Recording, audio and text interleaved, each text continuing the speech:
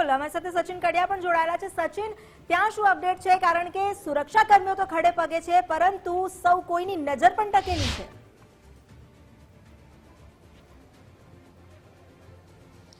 જી અમિતા, ચોક્કસ 25 જે સીટો પર આજે મતગણતરી છે ગુજરાતની, તેમાં મહત્વની સીટ ખેડા એટલે કે ખેડા સીટ ઉપર આજે જનતા જે છે પ્રતિનિધિ ચૂંટશે અને જીતશે।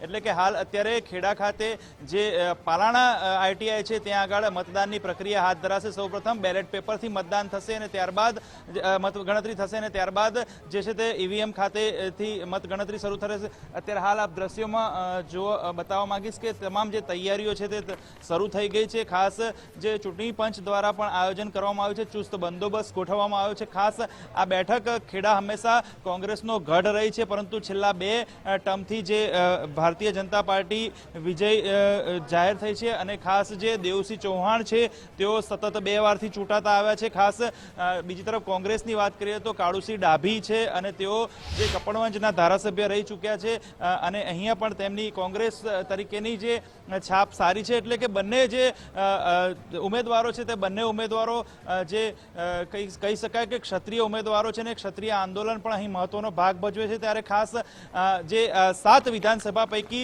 જે આ પલાણા આઈટીઆઈ બિલ્ડિંગ છે તેમાં 4 માળ ઉપર જે તમામ જે 14 જે ટેબલ બનાવ્યા છે તેમાં ઈવીએમ દ્વારા મતદાન થશે અને જે બેલેટ પેપર ઉપર 24 ટેબલ પર મતદાનની પ્રક્રિયા જે મતગણતરીની હાથ ધરાવવાની છે। ત્યારે ખાસ બંને ક્ષત્રિય ઉમેદવારો હોય ત્યારે અહીંનો કાંટાની ટક્કર છે ને આજે ખેડા ખાતે જે જનતા છે તે પ્રતિનિધિ ચૂંટાશે। જી